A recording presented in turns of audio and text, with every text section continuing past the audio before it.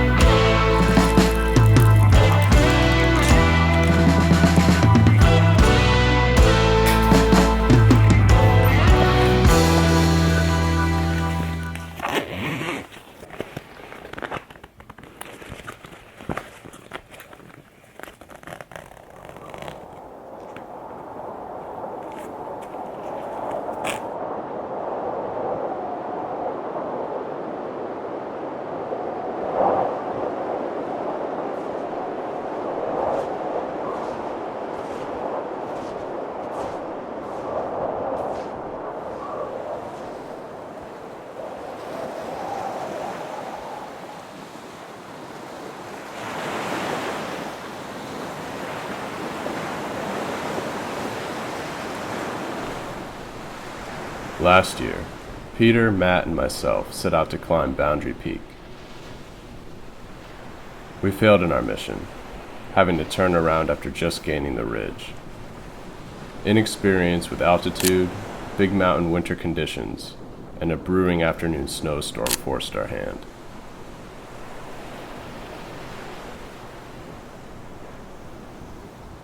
Going into that adventure, I was very anxious, which belied my ill-preparedness. We made it onto the ridge. Matt turned around. The last 100 feet was about 50% mixed, just hand and knees crawling, pushing through snow, and not going anywhere. It is 1:40. We started at 8 a.m. We've been hauling since 8 a.m. Had a lot of worries going into this. Now here we sit unable to gain the summit, and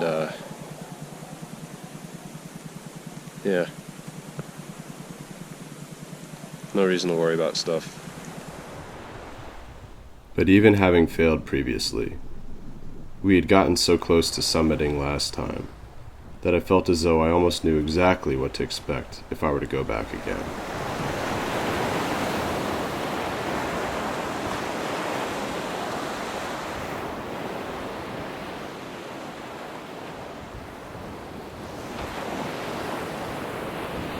So, having that experience in my back pocket and some newfound confidence, I thought it was time to return and try again.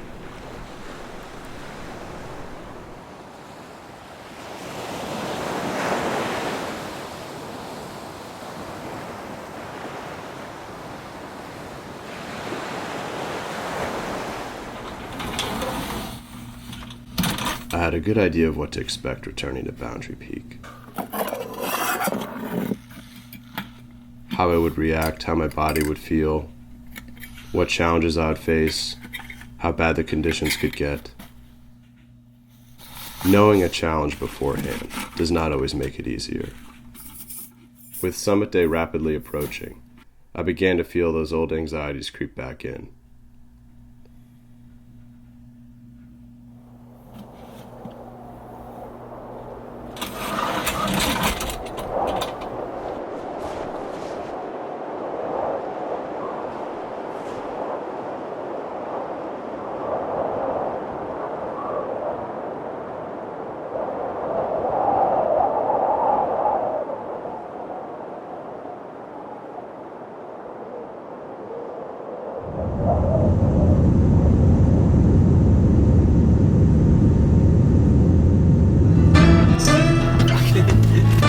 The chips go under there.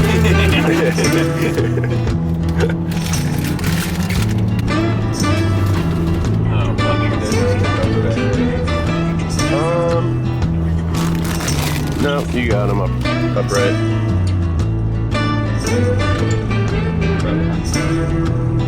I think that's a good idea.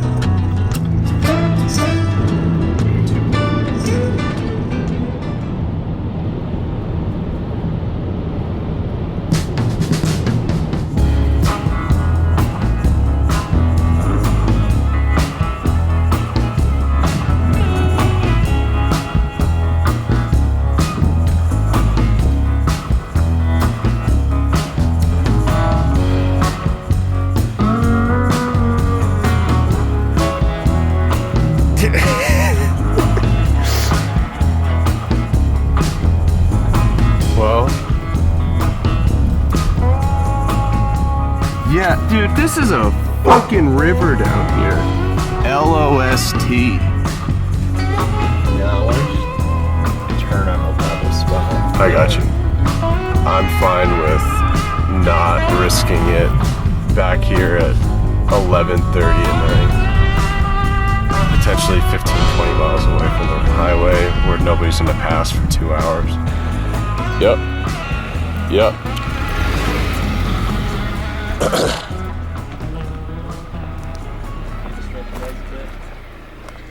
No. How long do you think that detour took us? Half an hour? At least.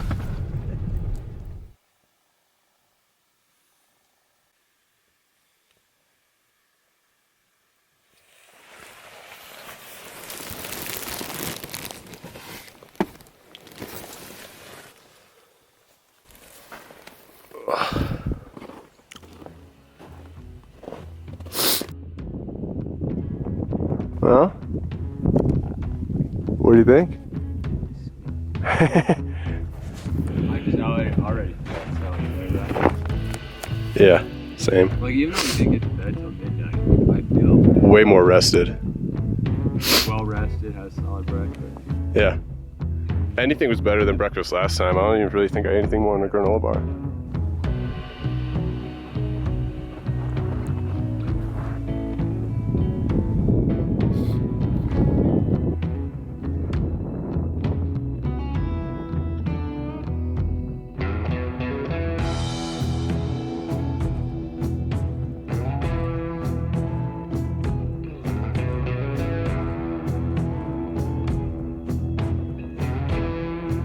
Yeah, I think what we did was we curled up through here and then we started side sloping up where the bristle cones are kind of sparse. And I remember we took a break up in there and then we just kept continuing up. That's some good snow in there.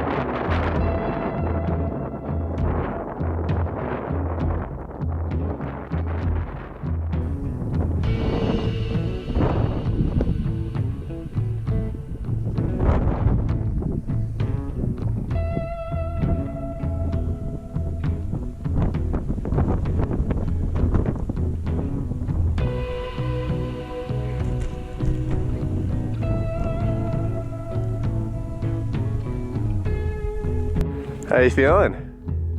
Tired? Pretty good, all things considered. I definitely have a smile on my heart now that we finally made it to the frickin' the coal here. I cannot believe how gorgeous it is over there towards the Sierra.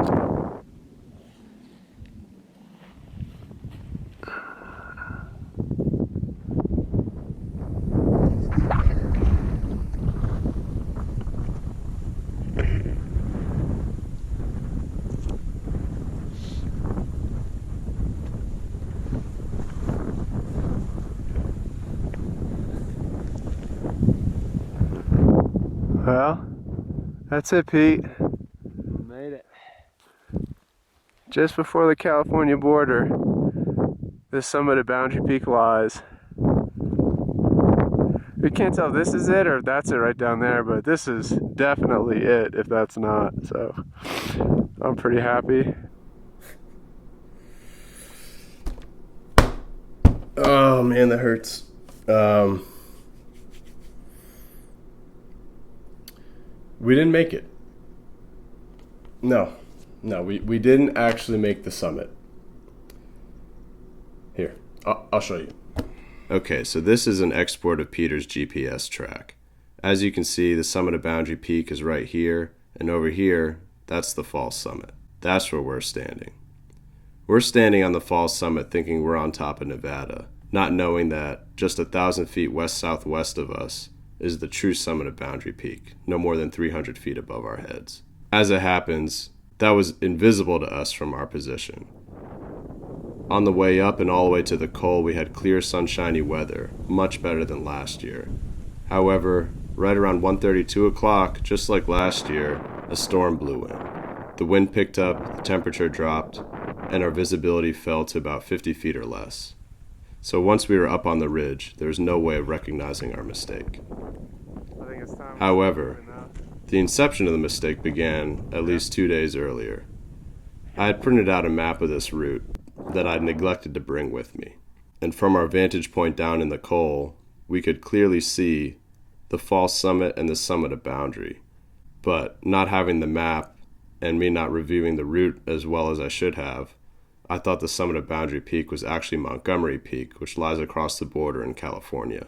So in my mind, I had completely discarded it. So yeah, essentially what I'm telling you is, after our first attempt failed, our second attempt going back to climb this mountain, we made it 99% of the way before turning around thinking we had already made it. But what are you going to do? On a second attempt, there's no reason why my knowledge of this route shouldn't have been bomb-proof. So I'll take that on the nose. It stings a bit, but, well, anyway, the rest of this trip is pretty awesome.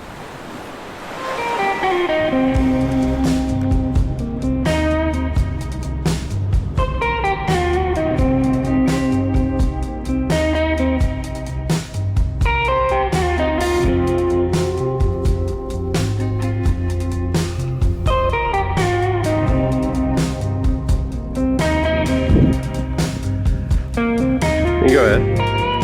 Yeah. Just want to get this one corner.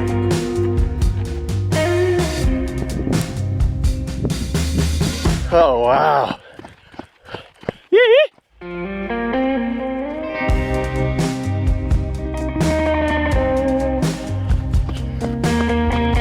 Sunglasses on.